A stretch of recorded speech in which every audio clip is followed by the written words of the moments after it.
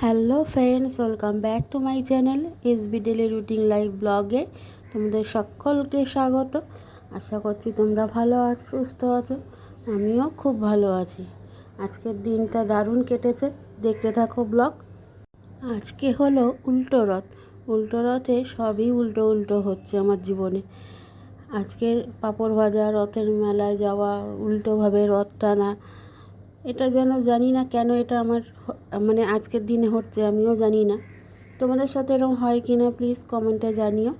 আর এদিকে দেখো আমি চলে এসেছি আমাদের রথযাত্রায় সামিল হতে। আর এই চুড়িদারটা দেখো আমি কিনেছি, ভালো লাগলে কমেন্ট করো।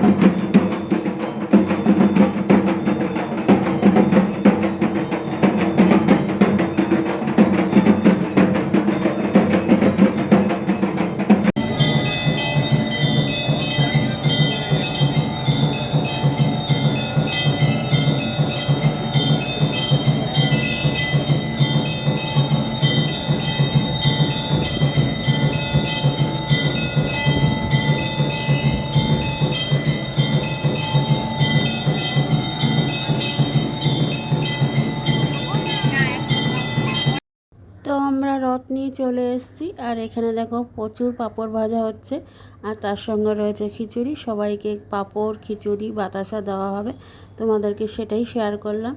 আর এত সুন্দর হয়েছে খিচুড়িটা, বলার মতো না, অপূর্ব স্বাদ।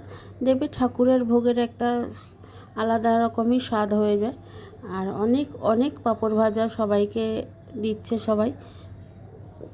আমিও খেয়েছি, তবে রথের মেলায় যাওয়ার কথা ছিল, তা কালকে আর যেতে পারিনি, অন্য কোনো দিন যাব। তার কারণ হলো আমাদের যে মাঠের রথতলা মাঠে যে মেলাটা হয় অনেক দিনই থাকে। তো আবার 1 বছর পরে মাসির বাড়ি দেখা হবে, মাসির সঙ্গে জগন্নাথ দেবের। আমার মাসি না, কিন্তু জগন্নাথ দেবের, প্রভু জগন্নাথের মাসির কথা বলছি। এই 1 বছর মাসির সঙ্গে দেখা সাক্ষাৎ হয়ে গেল প্রভু, 1 বছর পর আবার দেখা হবে। তোমরা এরকম যদি তোমাদের কারো রথের মেলা গিয়ে থাকো, কারো মানে পুরো পুজো পাঠ করে থাকো, প্লিজ কমেন্টে জানি।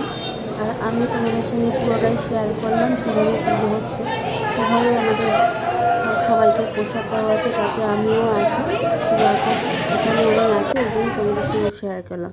এই দেখো, আর এই দিদিরা সবাইকে খিচুড়ি দিচ্ছে, বাতাসা দিচ্ছে, পাঁপড় ভাজা দিচ্ছে। আমি অনেকগুলো পাঁপড় ভাজা খেয়েছি, প্রায় 7-8টা। আর এত স্বাদ ছিল পাঁপড়গুলোর, খুব টেস্টি পাঁপড়গুলো। তো চলো দেখতে থাকো আমার ব্লগ। আর অনেক দিন ধরে আমি ব্লগ দিচ্ছি না, লাইভ করছি। তা লাইভে যারা আসছো তারা তো আমার ভিউয়ার্স না, দেখছি তারা অন্য অন্য বন্ধুরা আসছো। ভিউয়ার্সদের প্লিজ একটা রিকোয়েস্ট করছি, তোমরা আমি যখন লাইভে আসবো তোমরা প্লিজ একটু জয়েন করো। আমি রাত্রি 10